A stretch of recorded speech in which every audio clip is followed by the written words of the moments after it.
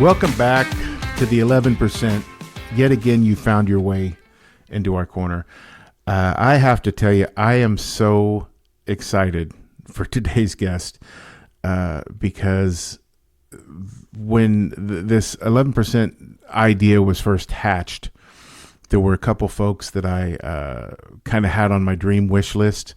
And then I kind of filled that out with folks that I genuinely wanted to talk to and share a conversation with. And literally the first person that came to my mind with the idea of a podcast is today's guest. I had the pleasure of meeting Harvey Goldsmith more than 20 years ago now, when I brought Pavarotti's farewell tour to Tulsa, Oklahoma. I was acting as executive producer on that show, and Harvey was the worldwide promoter. And I'd heard Harvey's name because within our industry, he truly is a titan. And I never imagined I'd be working with Harvey Goldsmith. We did the show together. A friendship was struck. And to sum Harvey Goldsmith up, and his accomplishments would be next to impossible. I mean, the guy discovered Bruce Springsteen. He managed Jeff Beck, Led Zepp reuniting for Ahmet's tribute, Pink Floyd at the Wall. When I was in my early 30s, I thought I was a big shot because I did Pavarotti's farewell tour.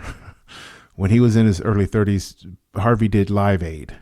That's the type of stage that he worked on. But to sum up who Harvey is as a person, I always tell people the story.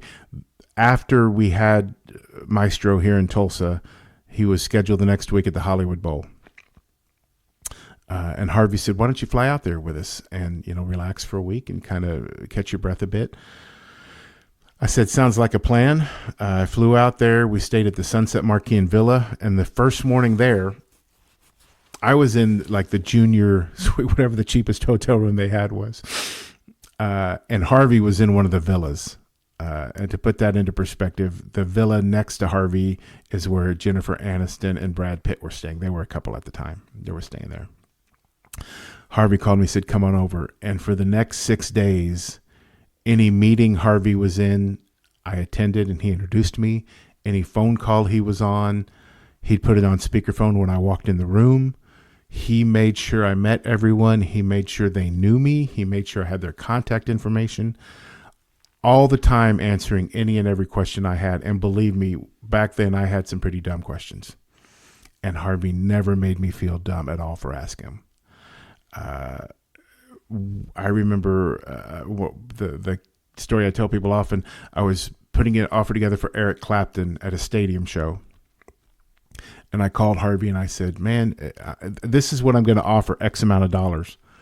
And Harvey said, it seems like about $100,000 too much. That was Harvey's single sentence response. So I dropped the offer down, $100,000, submitted it, saved myself $100,000 on a show just like that. And $100,000 at that time could have sunk me, like sell my house, sell my car, try to find a place to live type sunk me. But Harvey has always been about helping people, mentoring people.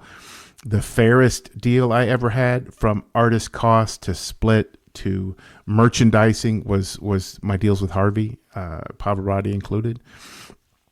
And so I reached out to Harvey and I said, hey, I'm doing this podcast. Would you have any interest? And he literally replied and said, let me know when. And we set up the time to chat. I promised him I'd try to keep it under an hour. Harvey's an incredibly busy man.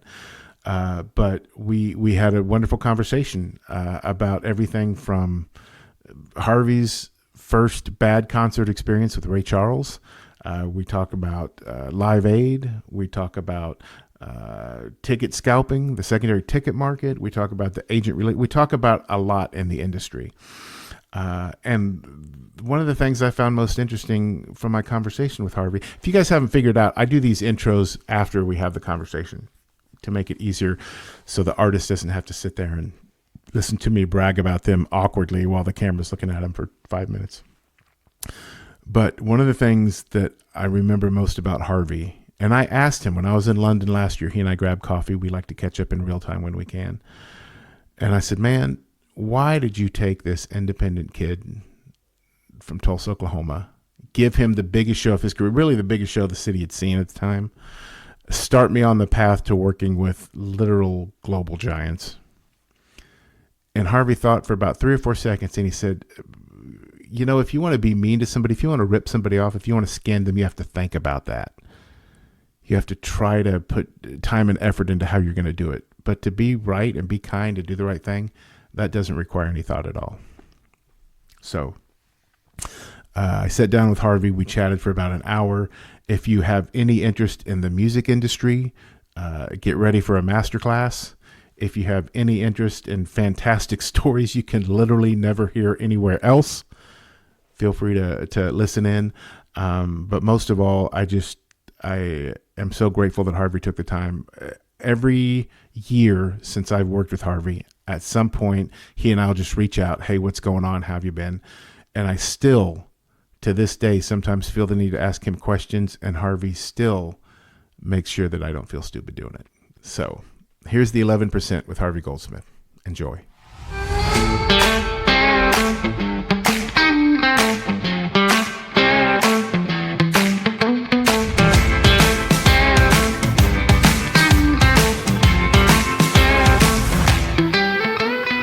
Harvey, thank you so much for taking the time.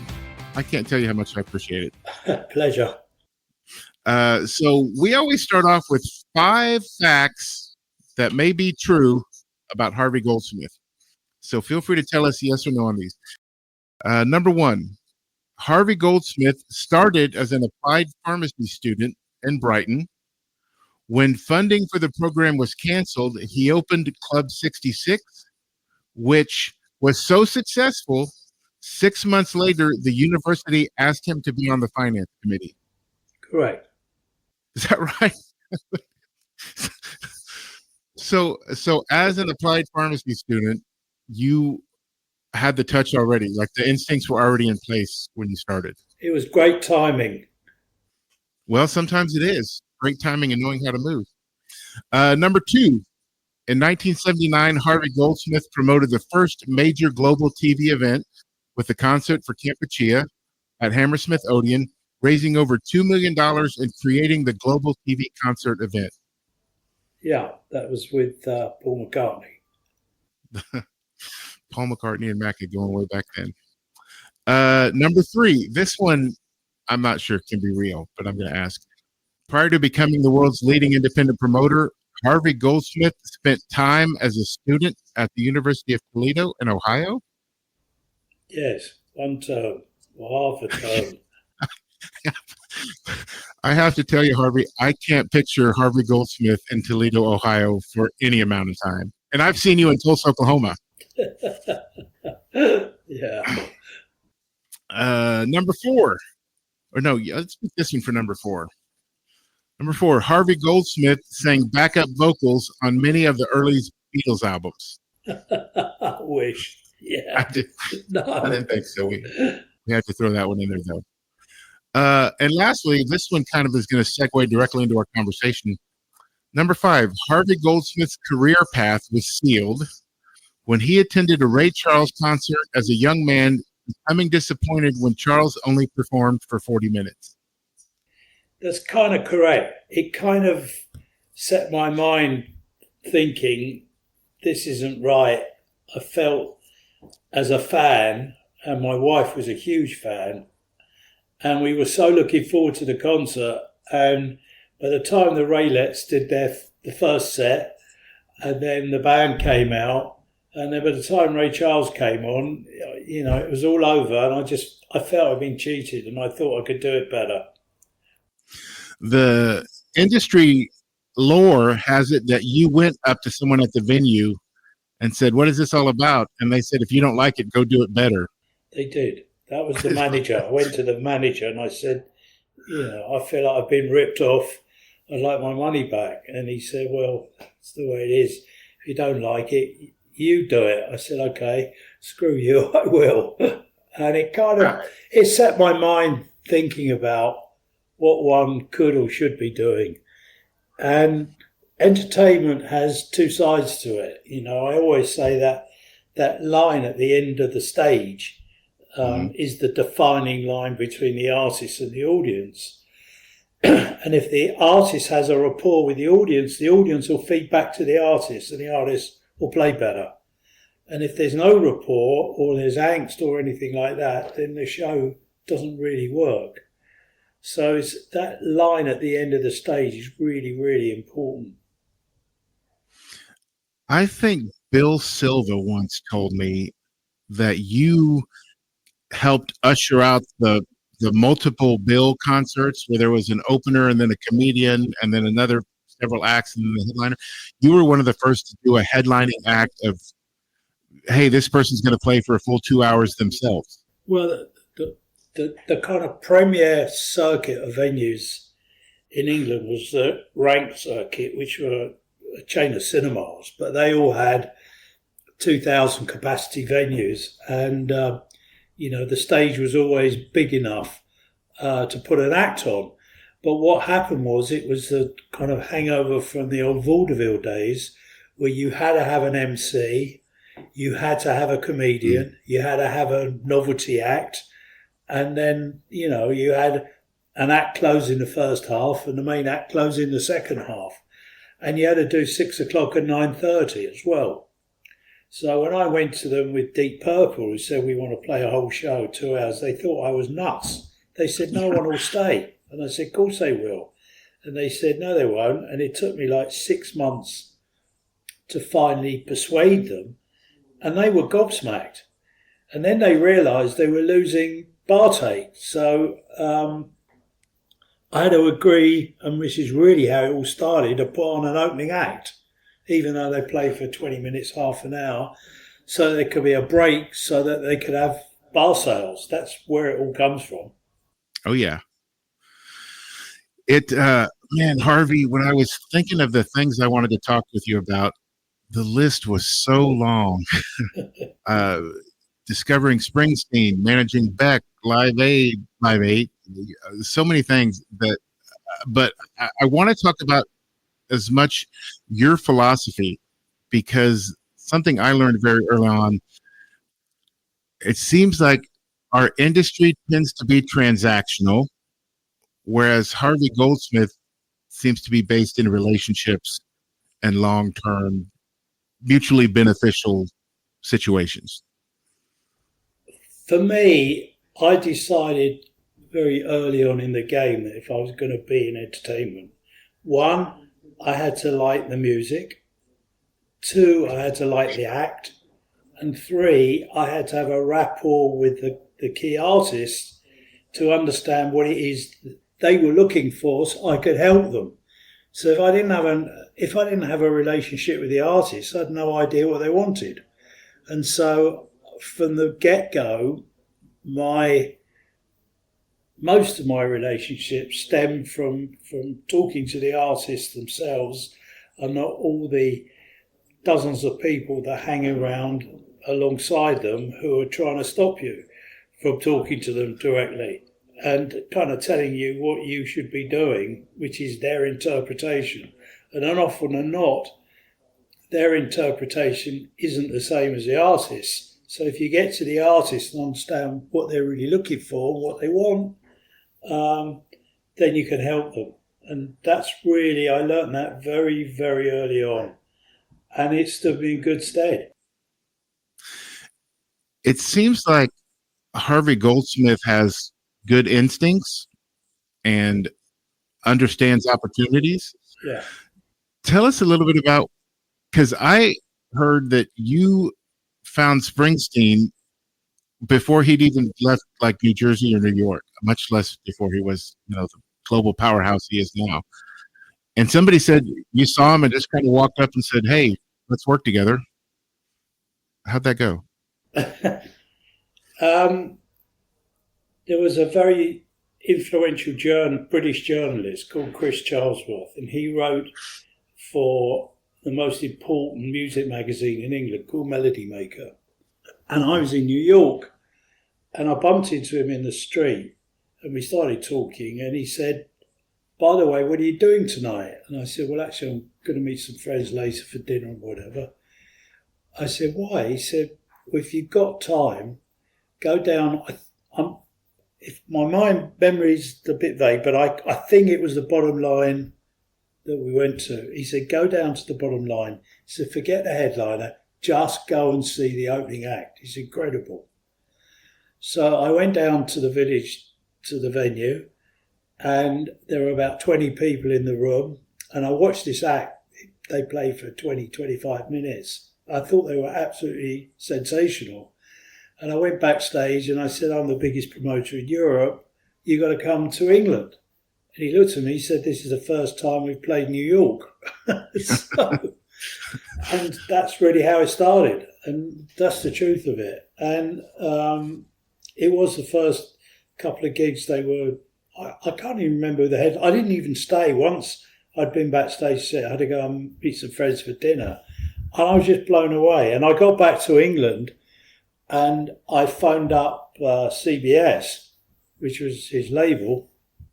And I said, tell me all about Bruce Springsteen. And they kind of said, what department does he work in? I said, no. He's an artist. They'd never heard of him either. And it took me 2 years to kind of figure out how to get him over. And of course, in that period of time, he just exploded out of nowhere. And then by the time we did get him to come initially to England, and then we did a tour around Europe, and he played in London. He did so well, we did this run around Europe. And then I brought him back to London to do another show at Hammersmith. And it sold out instantly, just on word of mouth. And that really started him off outside America.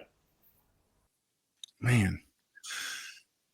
Speaking of the relationships, I was explaining to my daughter, who happens to be a big George Michael fan, I said, I think Harvey did all the Wham dates. Like Wham and George were kind of all your dates. Yeah. I don't know if does that still exist? Where there's an artist and a promoter one-on-one globally? Because, I came up after the end of the era where, okay, Bill Graham had this area and so had this area.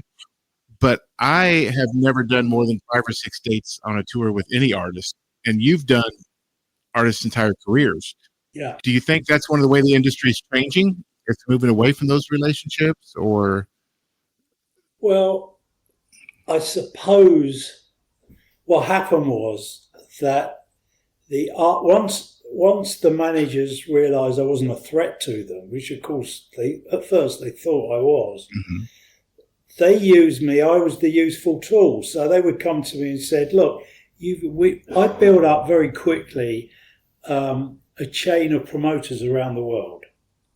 America was different because in America, a very, very famous agent called Frank Barcelona, who started Premier Talent, he looked at America and carved it up into states and areas. And he went to various promoters and said, I'll give you all my acts, but you can have this state, this area, whether it was Don Law had Boston or Bill Graham had San Francisco initially and so on and so forth, or Larry Magid had Philadelphia and so on. And he built this whole group of promoters and they had their areas to stop them fighting each other. Mm-hmm. And so that's how that territorial system, which quite frankly, even with the Live Nations and the AEGs, that system actually exists still today, pretty much. Yeah. So there was only one national rock promoter, and that came out of Jerry Weintraub, who started a business called Concerts West.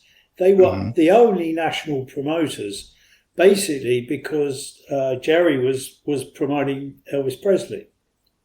And so he handled all the Elvis Presley shows, and off of the back of that, they started doing things like the Beach Boys and whatever. And so I saw what they were doing, and what we did is we built a kind of circuit of promoters all around the world. And so we would bring the Beach Boys over, and we'd take them to 12, 15 countries, and so on and so forth. And that's really how that whole system built up. So what would happen is, bands like Yes and Emerson, Lake and Palmer and Genesis and so on and so forth, and Elton John and even David Bowie and would come to me and say, look, can you put our tour together? And I worked with Elton John for, I don't know, 32, 33 years. And Elton would call me up and say, let's have lunch. We go and have lunch. And he'll say, I want to do this, I want to do that, and I don't want to do this, and I don't want to do that. And we agree. And then I'd go back to the office, and then his manager would call up and say, what happened? That's how it worked. And we got on with it. So, and we try to give them, if you like, the equivalent of me in every territory to make sure they were taken care of, the tickets sold, and there were no problems, and everybody got paid. So I kind of, the agents hated me. They still hate me to this day, really. You're in good company. Because they looked upon me as the enemy. But in fact, I wasn't trying to take over from the agents. I just had this relationship with acts. I took Black Sabbath in the beginning, round the world. I took Deep Purple round the world. We went to countries like Indonesia. We went to Malaysia. We went to Australia and New Zealand. We went to Japan. I was taking acts to Japan in the early 70s, where even the agents, you know, the American agents particularly, didn't have a relationship in Japan and so on. Mm-hmm. So that's really how that whole system grew up. And that's why I ended up, you know, I kind of kept away from America. It was a kind of unwritten law in my mind that the American system was pretty sophisticated and there's no point in me competing with it. So I kind of stayed away from that. But everywhere else, I would have a relation, and I always work with, and to this day, work with local promoters because they're the experts in their field. But to try and coordinate everything for the artists. So I would go and sit down with the record companies and work out everything other than the record. That was not my area. But once the tour was set, I'd sit and work out with the record companies, the promotion of what they wanted and how it would work. And if an act had a sponsor or anything like that, I would have to go and take care of how that would fit in or what their ticket requirements were and so on and so forth. And then we would coordinate the tours around the world. I mean, I suppose it started really with the Beach Boys and with Wings, because we did all the Wings dates. We coordinated them all over the world. Man. Speaking of Jerry Weintraub and Elvis, I spent hours trying to find artists that Harvey hasn't worked with. The only one that I could track down may have been Elvis. Did you ever work with Elvis? I tried very hard on that. Okay, I never understood. But everyone else, you really did. I never understood till years later why he never performed abroad. And many, many years later, I had the privilege, to some extent, to go and have tea with the Colonel at his house in Memphis. And he explained to me what happened. And that was the first time I really understood what was going on. I used to promote shows in a bowl called Crystal Palace, mm-hmm. which is a bit like the Hollywood Bowl was modelled on Crystal Palace, as it happens. And I don't know, I read that Elvis was coming to Europe, so I created this stunt where I had a lookalike turn up at London Airport, surrounded by security, and we rushed him into a car and we drove him into town and we took him to Crystal Palace. We did a circuit round because Crystal Palace was a racetrack, motor racing track, to the stage, and we surrounded him with all these security guys so you could just kind of see a bit of his black hair and whatever. Brought him on stage and he mumbled something like hi to the audience and sorry I got before the audience went completely bonkers and then sent him off again. Well, this caused a controversy in the media in England for about 3 or 4 weeks, trying to figure out what the hell happened. That's the closest I got. Well, I probably not the closest you got to controversy over 60 years in the industry now. So I was trying to pick a show or an iconic concert. There's just been so many.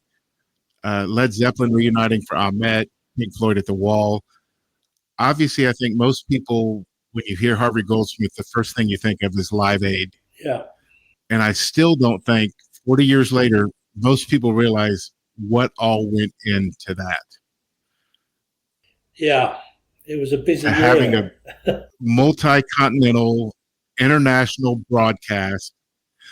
So I wanted to start off by asking, because I had this conversation, us smaller promoters have conversations about Harvey Goldsmith. Was Philadelphia the original choice? It seemed like an odd choice, RFK. Like I would have thought New York City or something. And then I was like, maybe time zones factored in. When Bob Geldof comes to you and says, let's do this massive thing, where do you even start on something that big? Well, it was a bit of a crazy year, really, because I had Bruce Springsteen playing Wembley Stadium, and I was looking after Roger Waters, who'd split from the Pink Floyd, and putting his first solo project together, which was launching in Radio City in New York.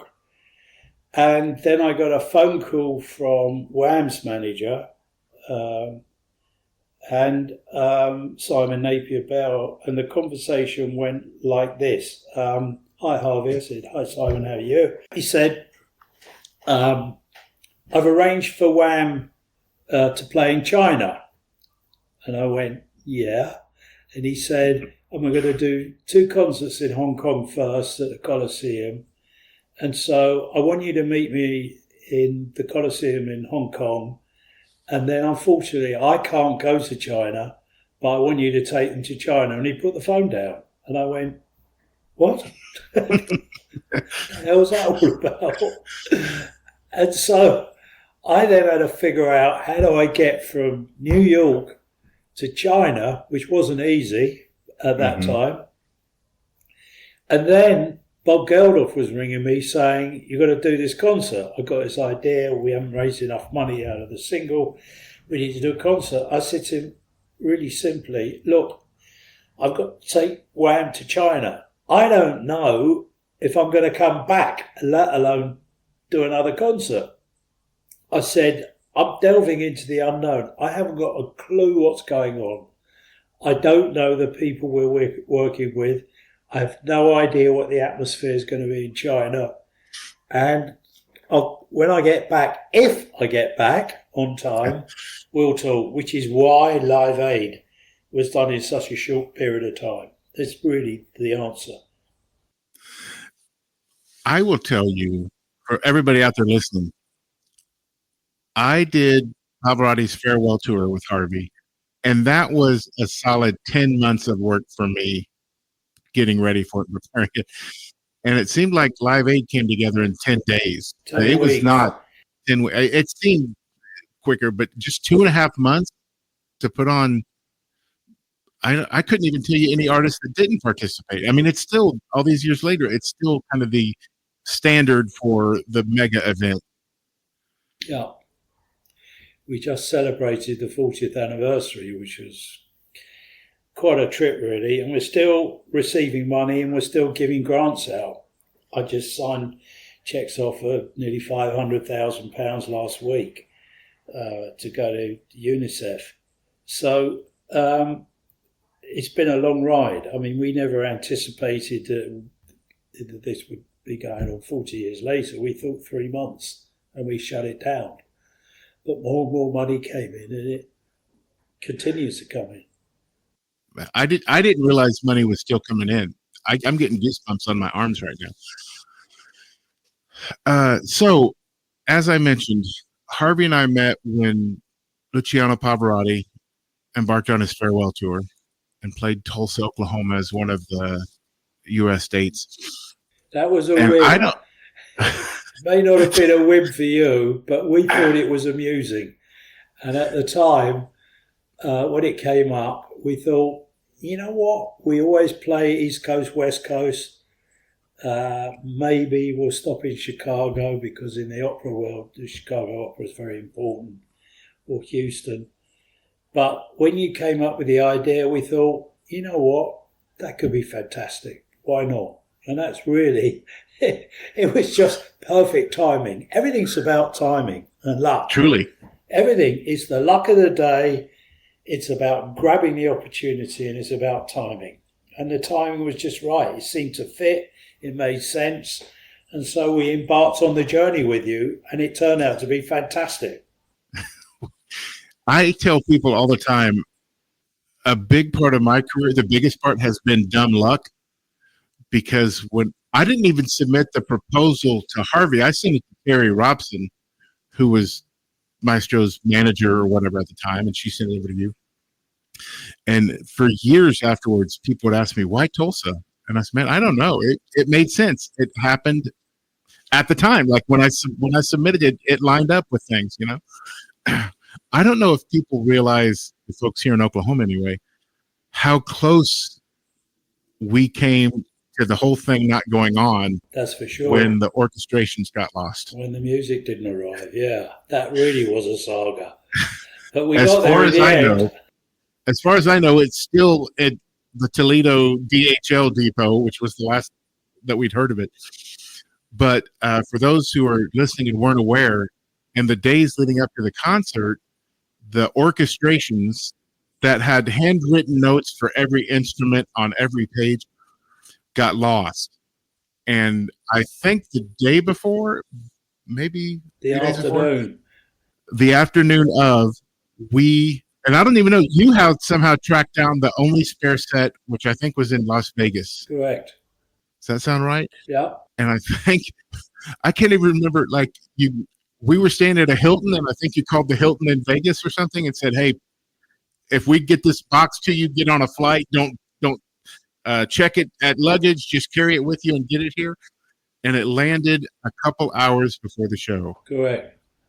Like we had opened the conversation as to if we have to cancel, how are we going to handle this, and will the announcement be made?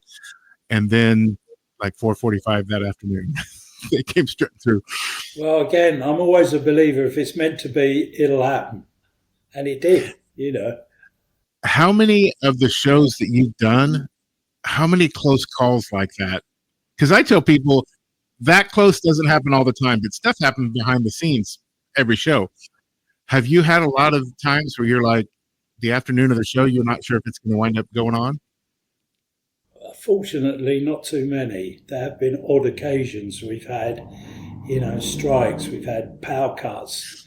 We had the Eagles on in London at Earl's Court, playing an 18,000 capacity venue, and two numbers in the power went, and we had literally the house electrician had gone to have a drink somewhere. We couldn't find him. We had to break into the power cage where it was locked and try and figure out that a fuse had gone and put it back. It took about 30 minutes, but we kept the audience there and we got that show back going again. We had a problem with the Pink Floyd where a stand actually collapsed. That was a disaster. And for some miracle of miracles, there were 1,400 people on the stand. It had been signed off by the local authority who didn't check it properly, and I didn't put the stand in. It was the house stand, and it literally collapsed. But only one guy managed to break his leg. Everybody else, there were cuts and bruises and Lord knows what else, but no one was killed. It was amazing. So we've had things like that. But by and large, been pretty lucky. Man, is it luck or is it, again, earlier I think I said, if I had to describe Harvey in 2 words, it would be good instincts and understanding opportunities. That's true. There's a third element.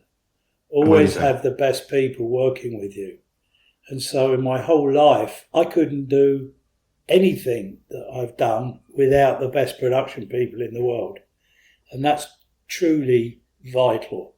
when, even if you cast your mind back to Live Aid, when the mic went on Paul McCartney, when finally Paul McCartney goes on stage, 2 minutes after he started singing, his mic went, because in the rush to get him on stage, the one of the roadies had tripped over a cable, and we had to figure out where the hell it was, which cable and where it was, and so on. But it's just having the best production people will always negate crises, because we can always handle it. The funny part is, we were talking earlier about Pavarotti. I remember being so fearful because the 66-piece orchestra we put together like the week before. The Tulsa didn't have an orchestra at the time. And I thought, this sound check is going to be awful. We're going to be in so much trouble. And John Pello made it sound, if there were ever any issues on John's part or Dave Hill's part or anybody else's part, I never heard about them. No, we were a little bit nervous about it, but we just decided, we're here, we've got to make it work, so let's make it work. Well, it's nice to know I'm not the only one who was nervous. We're always nervous. Oh, yeah. So I have to say, and I've told you this, Harvey, when I was in London last year, best friend my career's ever known is Harvey Goldsmith. And I know I'm not the only person to say that. And I will tell you, because part of my podcast, I share with my audience, there's a quote that my guest has said to me that has really stuck with me. And something that Harvey Goldsmith told me that I will never forget. I asked Harvey, I said, hey, why'd you take a chance on this young independent kid out of Tulsa? Because, folks, you need to understand, the week after Pavarotti played Tulsa, they were in Hollywood Bowl. They played Hollywood Bowl. Harvey invited me to go out and join him. And that week, it was a master class in my industry. Introductions were made. If Harvey was on the phone and I walked in, he put it on speakerphone. I could ask him any questions. He answered. And I asked you one time, I said, man, why take a chance? And your response, you thought about it. And you said, you have to think about how to rip somebody off or how to be mean to somebody or how to be cruel. But being nice just comes naturally, and helping other people just comes naturally. Yeah. And that statement has stuck with me because I don't think we see a lot of that in our industry these days. I'm afraid it's a different world. Today, the whole business is about money, and that's it. Yes. Whereas when I started and when we got into the swing of it, the creative side of it and doing things differently and going to new territories and trying new things out and expanding what a show's going to be like and so on was far more important than how much. And if you go to the agents today, all they say is how much. They couldn't care less about what, where, when and how. They just want to know how much. And so it's a different attitude. I'm not saying there's anything wrong with how much, but I think that it's a different world that we live in today than we did all those years ago when I first started. And so for me, I had to carve my way through a business that certainly in England didn't really exist and create it as it went. There was a circuit of promoters. There were 3 or 4 of them. They controlled the whole business and they didn't take too kindly to upstarts like me. So I had just to kind of worm my way into it as I went. And then slowly but surely I got the confidence of the artists, as I said, and that really swung it round. And I felt, well, if I had to go through all this and I can help somebody else, why not? And as you quite rightly said, it takes a lot of hard work to screw something up. You have to think about it. If you're going to con someone, you have to think about it. If you're going to overcharge them, you have to think about it, And if you do it right, it comes naturally. I will tell people, of the thousands of shows I've done, from $2,500 artists to international headliners, I still tell people the fairest deal I've ever done was with you on Pavarotti. It was a deal that made sense for everybody, Everybody made money. Everybody was happy. Nobody was greedy on it. And I think I got spoiled because I was expecting the industry to be fair. Which, Well, I could tell you I lost a few acts because thought I was being fair. Fair doesn't work anymore. no. Fair is only that the artist gets as much as possible, or certainly management on behalf of the artist do. It's a different deal today, and there's no loyalty either. The only loyalty is writing the check out. Do you recall the first time an agent came to you? Because now, when I was coming up, the 75-25, 75-30 deal was pretty much the norm. Now there are artists asking for 103%, 104% of the back end.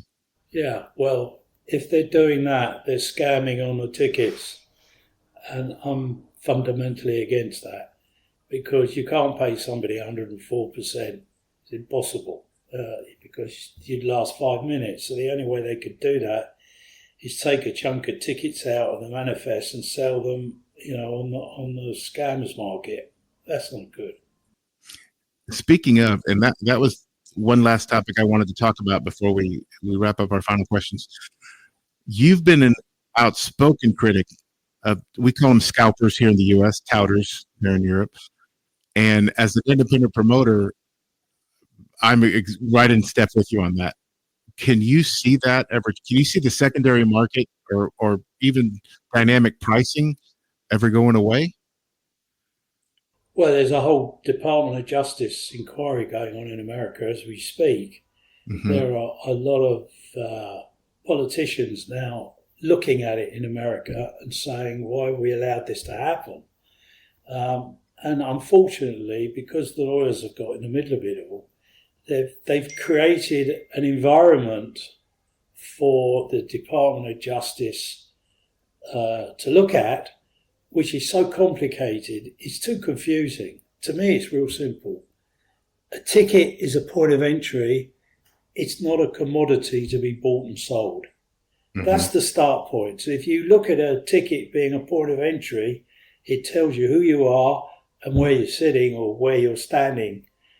Full stop. It isn't like buying stocks and shares that you can sell tomorrow. You can inflate, deflate, do what you like with. That's not the idea of a ticket. And so once you start with that premise, the next thing is how much you charge for the ticket. Well, there is a charge for servicing a ticket because obviously until computerization came in and technology and so on, you had to go somewhere to buy a paper ticket. Now you just get it on the internet and it's done, 5 seconds and thank you. But there's a price to pay for that, which is fine. So to me, to charge 10%, 12.5% as a box office charge to cover all the costs and a profit for the companies that are handling the tickets is fine. And if you can't go to the show, you put the tickets up on a general website and you pay a charge, 10, 12% again to put the tickets up for somebody else to buy the tickets, which is pot luck. Sometimes you win, sometimes you won't win. Mm-hmm. And that's it. And then you cut all the crap out. Then there is no secondary market. There's no upselling. There's no dynamic pricing. They're just rip-offs. And it is literally how to fleece the public. And what has amazed me over the years is why people aren't complaining more. So certain promoters say, well, because the tickets are too cheap. Well, I don't buy that because, ticket prices should be fair because I want my fans who want to go see, say, Bruce Springsteen to then go and see another equivalent act that I've never seen before and take a risk for $25 or $35. But if they're paying $250, $300, $400, $500 for one ticket, they haven't got any spare cash to take a risk on a new act. So at the top end, there will always be demand will outstrip supply. So whether it's Beyonce or Taylor Swift or whatever, it'll always be more demand than they could supply.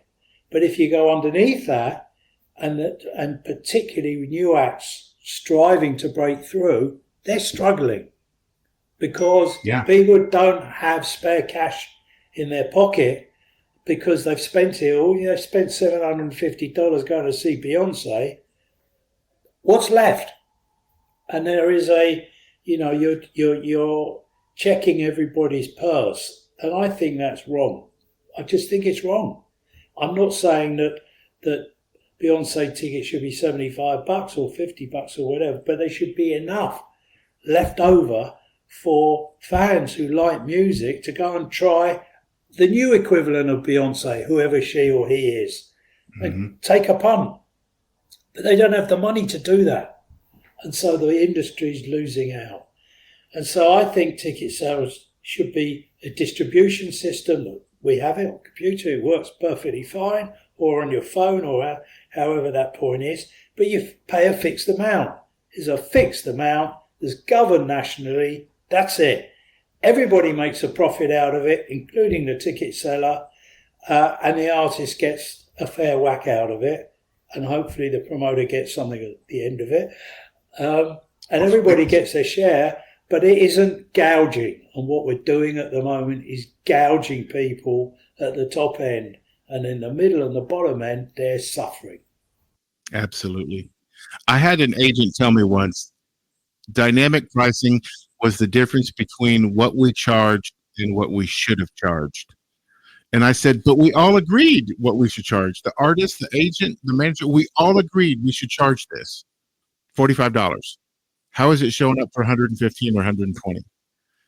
And he said, well, if somebody's going to make the money, it might as well go to the artist. Yeah, but that's bullshit. That's complete bullshit. Exactly. And to be honest with you, the agents have no skin in the game whatsoever. Exactly. So, and I'm not blaming the agents. They have a job to do. Their job is to create the schedules and distribution and whatever. But they've got no skin in the game. So it doesn't matter one jot what that's all about. And of course, you know, for certain artists, you could charge $10,000 a ticket. You still sell them. But do you get to the real fans? Are they going to support you through thick and thin? Are they going to support you on your next record and the one after and the one after that? Are they going to support you when you're playing in a different kind of genre? No. So to me, the differential between top and bottom has got so vast that at the bottom end, artists are struggling to break through. Clubs, certainly in England, are struggling to survive because people aren't going to them. Mm-hmm. And so all the costs have just creep up and creep up and creep up. They do that generally. But to me, you've got to be fair. And you can make a very healthy living. And I'm not saying that ticket prices should be suppressed, but they need to be fair. And you need to have a differential from top and bottom that is manageable. And then you've got a shot at breaking lots of new artists. And I don't know that we're breaking enough of those at the moment. I don't think we are. So they come through a different route. And today, you know, in the heydays of rock music, if you mention the fact you're going to look for a sponsor for a show, they think you're mad and say no. And today's mantra is, you'll pick up an act. If you don't get a sponsor for them within 6 months of a big brand and a lot of money, you're out. So it's a different world. And that's what it's all about, is as simple as money. Money, money, money, money. And I think what's happened with the legislation is that they got so confused with the way that they're looking at this. There's hundreds of pages of documentation of how you do this and how you do that, and what happens if you stand on your head, and so on and so forth. Can you charge more for that? It's simple. A fixed charge. 10%, 12.5%, even possibly 15%. Everybody makes a buck on that as a charge. And then you fix a ticket price that you think is commensurate with the artist, and then you get rid of all these middle swatch of people. Do you seriously think that these secondary sites give a flying whatever about the artists and about the public. They just want to, half the time the tickets don't even exist. And so the whole thing is completely nuts. And I've had issues where I've actually toured artists in America where I've insisted that the ticket charges are kept to a low and the price of the ticket on the ticket is what it is. Where I've had people come in and say it's against the law in our state to do that. You can't stop people commercially selling a ticket. Well, yes, you can, because it's wrong. Absolutely. Whew. Okay, Harvey, you ready for our final 5 questions? Number 1, Harvey Goldsmith, what is the greatest compliment you've ever received? And check your humility. Don't be humble. What's the greatest compliment Harvey's ever heard? Ooh, that's a tough one. I've had lots of compliments and I don't know really. I suppose getting an honour from the Queen was a pretty big deal because it wasn't for work at charity, it was for work in the business, which was a bit surprising and I didn't know anything about it till the note arrived. I thought that was quite cool. Of my 20-odd year relationship with Pavarotti and so on, where we became true friends and helped each other a lot, of having the privilege to work with some of the biggest acts in the world and enjoying their company. And I can still enjoy their company. I would say not some of the biggest acts, the biggest acts in the world. Not quite today because a lot of the acts today I don't work with anymore, but in my day, yeah, pretty much. Harvey Goldsmith, number 2. How long were you in your chosen career before you realized you could actually do it and make a living at it? That's a good question. Yeah, I had no idea. I mean, I started off, I wanted to learn about what I call applied pharmacy, which is more about cosmetics and perfumery and how they were marketed. And from how they were how these products were marketed, I drifted into music. And I learned very quickly how they were marketed. And one of my mentors on that was Bill Graham, the promoter from San Francisco, because he would go to artists, really good artists, and they'd create an amazing piece of artwork for shows at the Fillmore. You wouldn't know who the artists were, but you love the artwork so much you say, I've got to go and see who this band is because this artwork is so strong. So marketing is really, really important. And I quickly switched from perfumery and cosmetics to music, and I've got an eye for good talent and a good ear for knowing what's good and what isn't good. So I put it to good use and just drifted into it. At the time, I didn't, it was like, well, I've got nothing else to do, so let's try it. And that's what happened. Well, that counts. And also luck and timing, because when I started, the mid to late 60s, probably I would say is the most creative period of our time, because it was the period of time when young people, demanded a say in society, which they didn't have before. Secondly, it was a period of time where artists were coming out of the woodwork. I mean, every week another artist, you've got to put this guy David Bowie on. I've got this guy called Elton John. You've got to put Hawkwind on. Have you heard about the Grateful Dead? Do you know about the Beach Boys? I'd never heard of any of these people. And I started to check them out, and they were just coming out of the woodwork. And so it was one great act after the other, and I was just lucky enough to be able to pick up on them. So that was very important. And as I said at the beginning, it's timing, being in the right place at the right time and grabbing the opportunity. Oh, I tell people all the time, luck is a big part of it.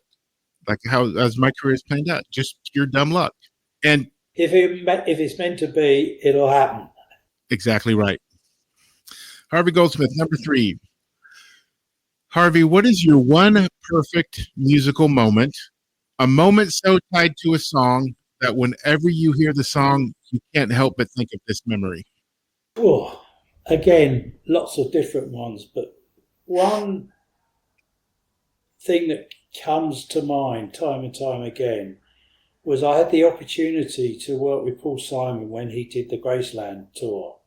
Mm-hmm. And we took that, we picked it up from America and we literally took it around the world. And to me, it's one of the greatest albums ever. And the music and what he did for black musicians in South Africa, which started off being a fight really, because they thought he was the other way round. And the music that he created was so sensational and so different, and those rhythms were so amazing. And night after night, watching that band play was a real privilege. I love that story. Number 4, what is one truth or piece of advice you wish everyone was more familiar with? Never take no for an answer. Oh, I could have told you that. Like if somebody would have asked me how you would answer that, that would have been my guess. So you've got to have the confidence to move forward. You've got to grab the opportunity. And if the answer's no first time round and you really believe it should be yes, you've got to pursue it. And it doesn't matter whether you're a musician playing and you're trying to break through. If you know in your head that the music you're creating is something special, don't give up. It's too easy to give up and go, oh, well, there you go, I'll try something else. Stick with what's inside you. That's really, really important. Truly.